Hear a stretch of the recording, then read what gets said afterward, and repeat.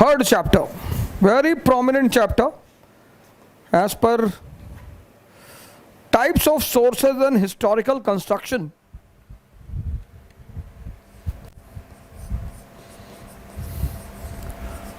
Types of sources and historical construction. When I started my preparation,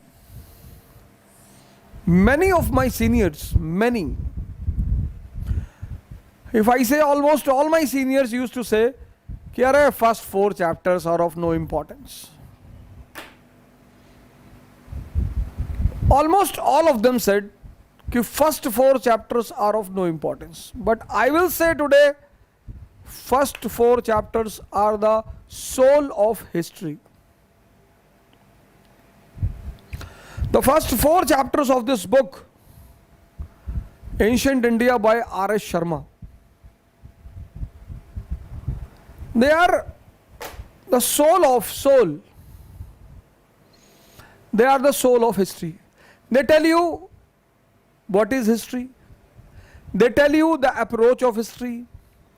They tell you the construction of history.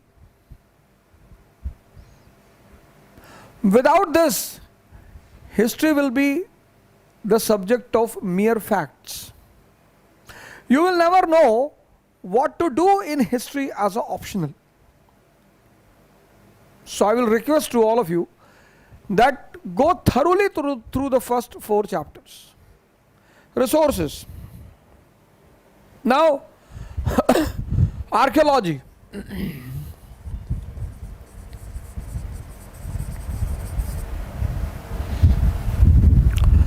The first important resource, archaeology. And in archaeology, the most important thing is radiocarbon dating.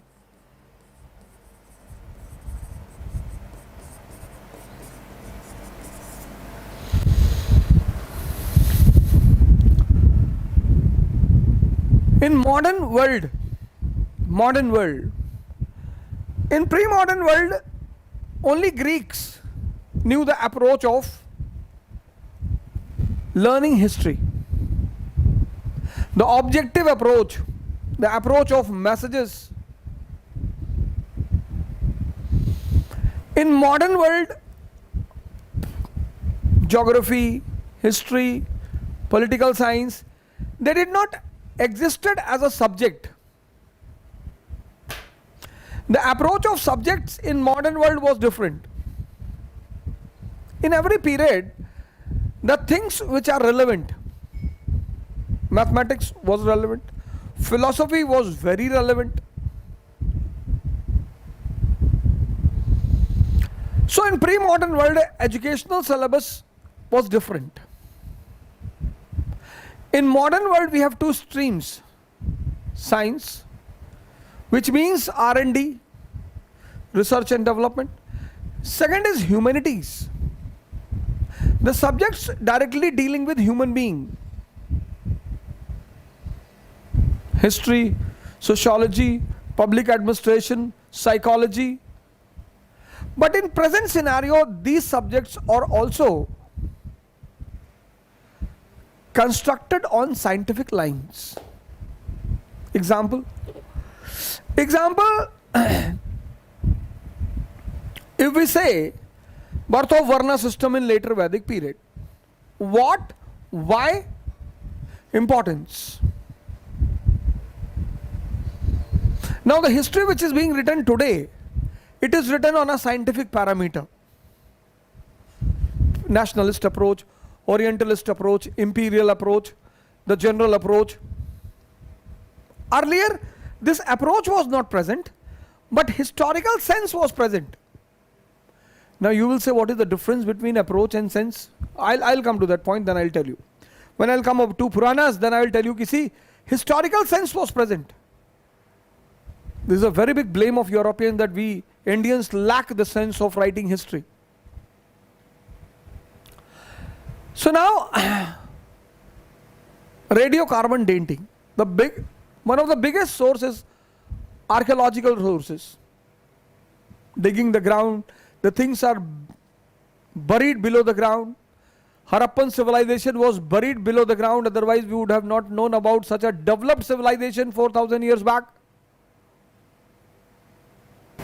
So the art of digging and taking out the remains and then analyzing the history. Acha, you will dig. There are two types of digging. One is vertical digging, other is horizontal digging. Vertical digging decides the layers. It's a layer based digging. Which layer? This is a Mauryan layer, post-Mauryan layer, Gupta layer, etc. This way the vertical digging goes on. Horizontal layer is very costly.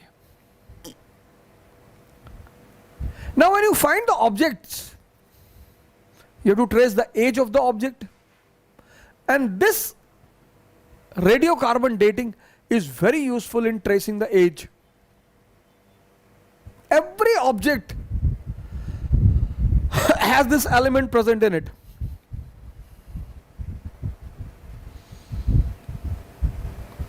And when the object dies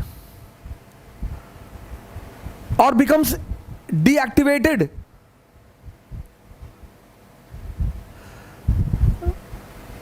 the increase of radiocarbon element stops.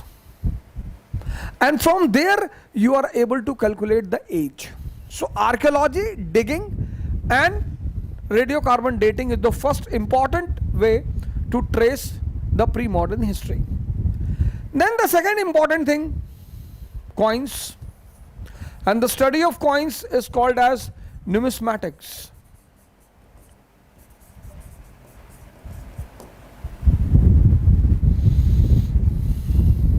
Rig-Vedic period, there is no coin. Subsistence economy. Later Vedic period, there is no coin. 6th century BC, we see punch-marked coins. And then we immediately come to the conclusion about the economy of the period. Mauryan period, we see the coins. Post-Maurya, coins play a very important role in post-Maurya. Coins are attributed to the kings, their faith. Gupta period, coins again play a very important role. So coins play a very important role in informing you the economic status, philosophy, religion,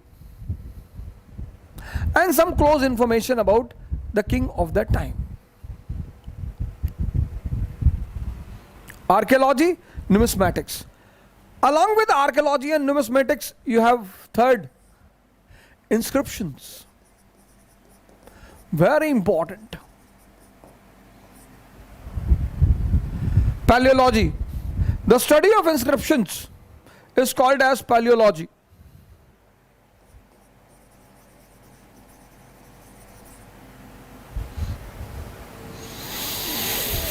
And inscriptions are found on almost everything. Statue, the wall of the temple, seals, rocks, iron pillar, copper plate, etc., etc. But they are of following type: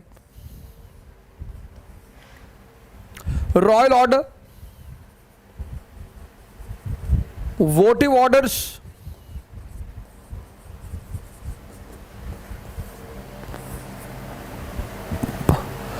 donation,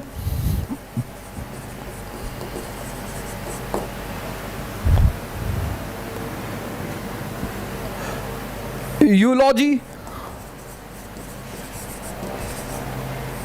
and land grants.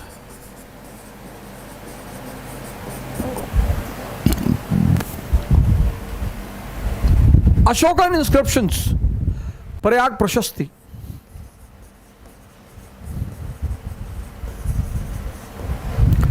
Prayag Prashasti.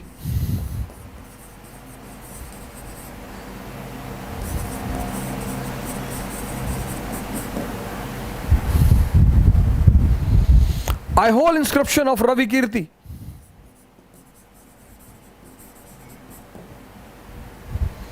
glorification of their patron king. Prayag Prashasti talks about Samudragupta. His court poet Harisain. Ravi Kirti was the court poet of Pulkeshi II.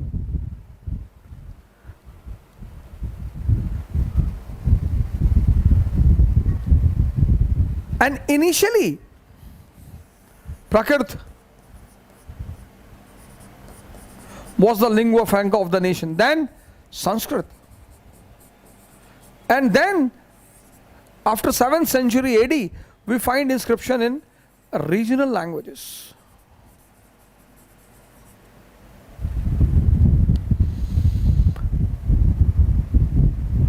According to historical value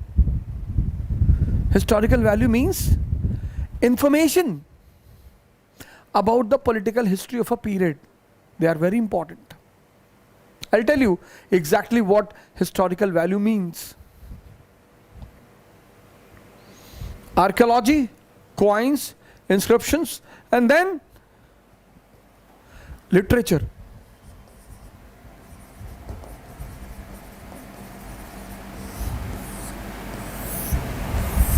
Religious literature.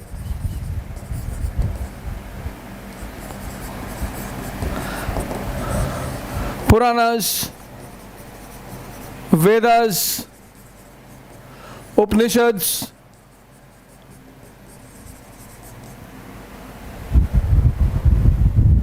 they lack historical value to an extent, but comparatively they provide a very good outcome of a particular period. Comparison with inscription, comparison with foreign accounts,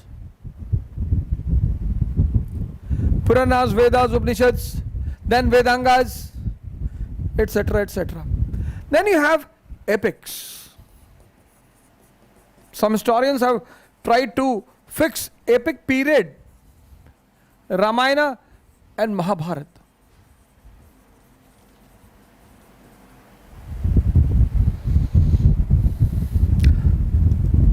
Although one is the social constitution of India, other is the political constitution of India. They tell you about the social structure, they tell you about the political structure, they tell you about the economic structure. Then you have secular literature, especially Dharam Shastras.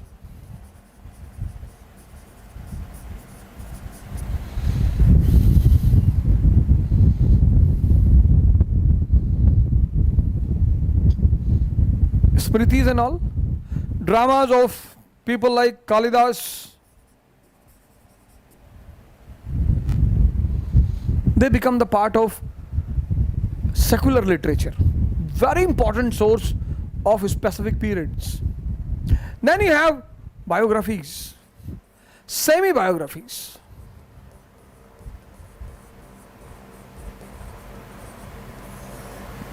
Harsh Charitra. Then you have Ram Charitra about the Pal king Rampal. Then you have Raj Tarangani, very important book, Raj Tarangani.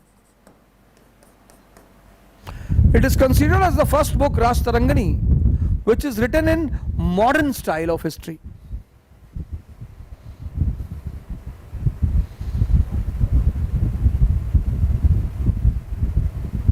The stream of kings, Rajaon ki Tarang, Ras Tarangani. And they all contribute to the vast information about ancient period. So 4 pillars of sources. One is archaeology, the material remains. Second is coins. Third is inscription. Fourth is literary sources. These are 4 important in sources. Literature. A very important part we will discuss in South Indian history, Sangam literature.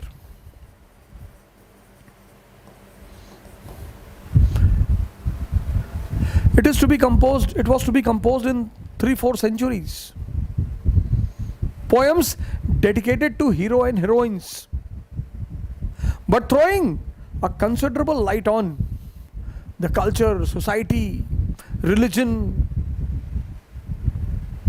of South India. They are the most famous Tamil source for creating the history of South India.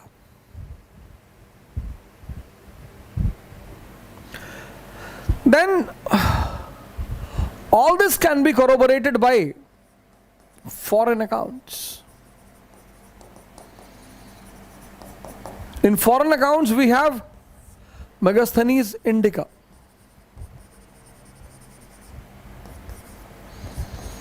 Very important source. Megasthenes Indica, Arthashastra and Ashokan inscription give a very sound picture of Mauryan period. Comparative study. It's a very important aspect of ancient Indian history. Comparative. So Megasthenes Indica, Arthashastra and Ashokan inscriptions. Then we have next important man, Faihan. Then we have Huensang. Then we have Itsing.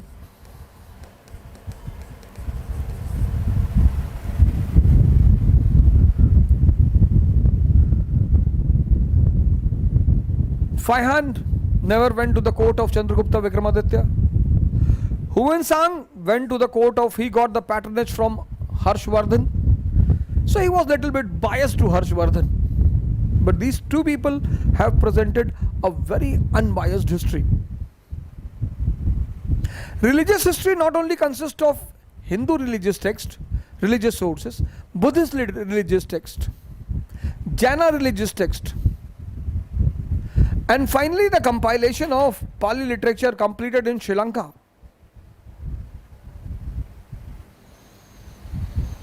So material remains archaeology, coins, inscriptions, literary sources, foreign accounts. They come to be the most important sources to construct the history. But as the rational sense, the scientific sense was missing, historical sense was there. I'm going to discuss historical sense. So we require a comparative study of all these sources. And then to create the picture. Along with this, there are certain customs and traditions which is existing till today. So again we can compare the present one with the past one. And that gives the outlook of the ancient Indian history.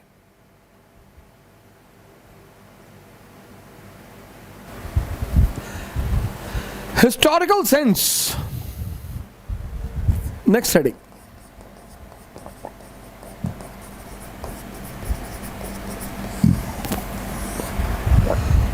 Now these imperial historians, especially V.A. Smith and V.A. Smith and Max Muller, they charged Indians that Indians lacked historical sense. It's true that Indians lacked historical sense in relation to the Greek approach of our writing history. Indians lacked historical sense in relation to the present approach of writing history. But Indians had a considerable historical sense. The pillars of history were clear to them. What were the pillars? What are the pillars of history? Change is the law of nature. Change is the law of nature and things will change. Change is the law of nature. This is the first pillar of history. That things will change with the passage of time.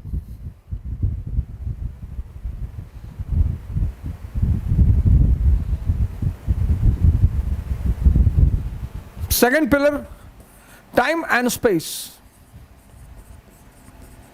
Third pillar, period.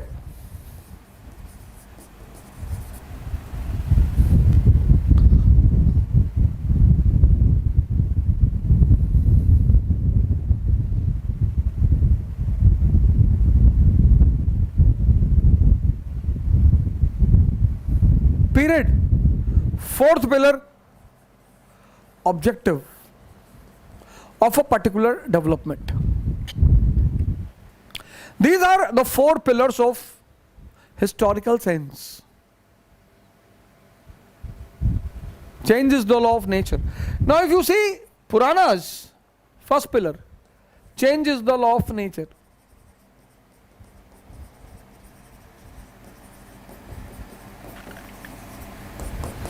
If you see Puranas, they have the dynastic history of kings up to Guptas. And then they have divided the 4 important periods. 4 important periods. 4. Krita, Treta, Dwapar and Kali. And if you see them scientifically, the golden age, Krita, the golden age of human race.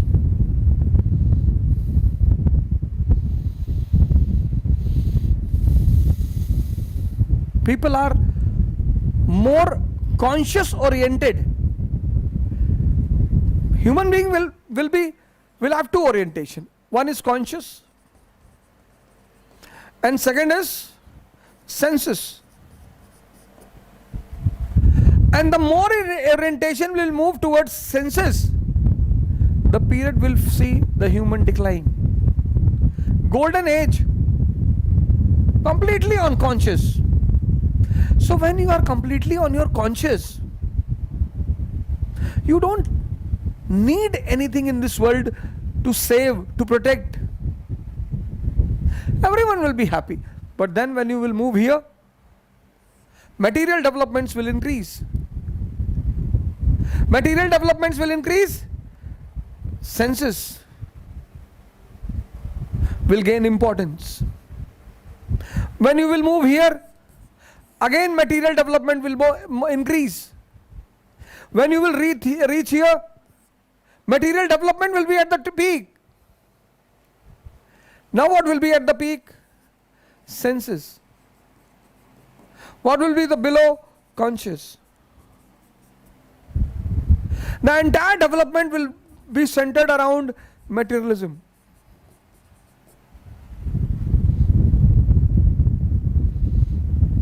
See? Who says Indians lacked historical sense?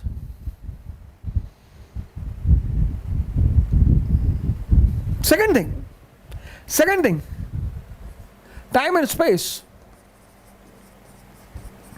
Puranas say कि a custom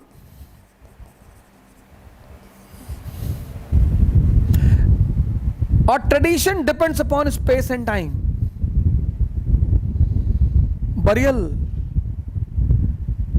is suitable for desert. Islam is born in desert. Desert soil has no value. So burial practice is very suitable for Islam. Indian subcontinent, dense forest, land was required for cultivation. You have to develop something to cut off the trees. So burning of the dead bodies. See? A law moving out of its space, which is a dharma in a particular space, becomes adharma in another space.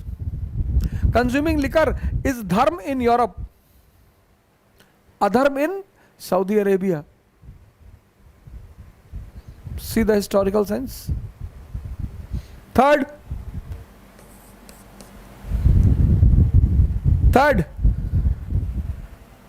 periodization. 57 BC, Vikram Samvat.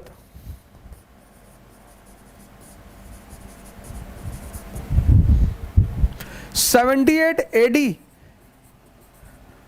Shak Samvat. 319 AD, Gupta era.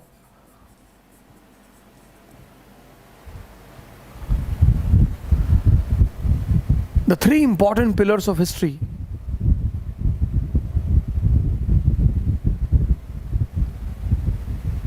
are present in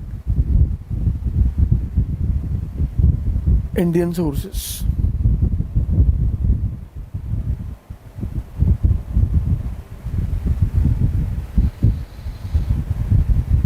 The three important sources of history have a good deal of historical sense.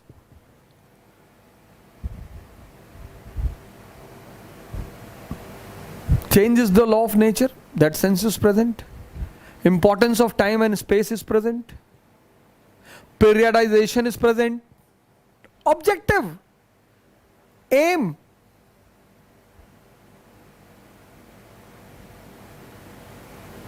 Like for example, Varna system. Who created? Brahma.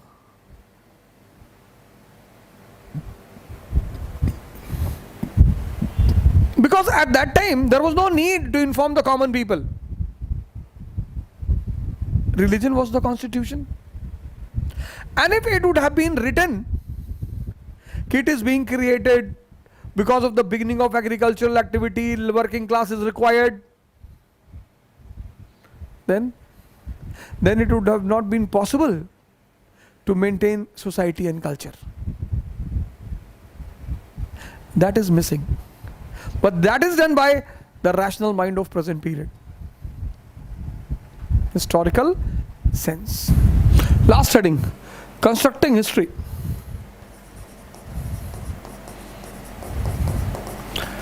Now this is a challenging job in ancient period. We have a term, historical value.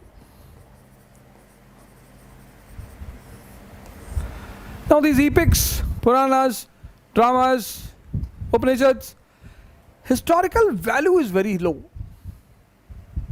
Because objective of writing is different. What is historical value? Information needed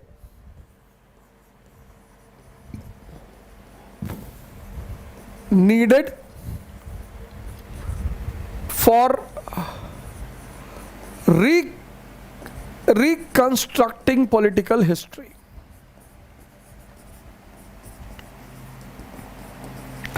Reconstructing political history.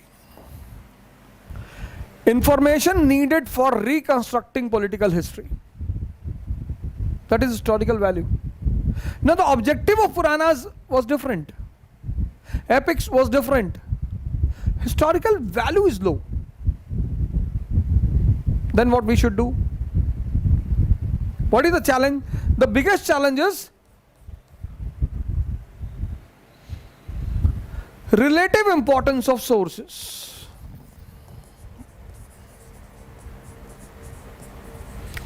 Relative importance of sources. So what we do? We give more emphasis to coins, inscriptions, and archaeology. More emphasis in comparison to epics, Puranas, dramas.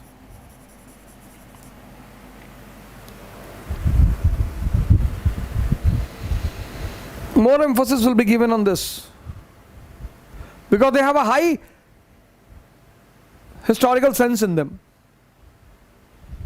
So more emphasis will be given on them. And then the comparative study. Comparative study. Comparative study. Including their comparison with the existing system.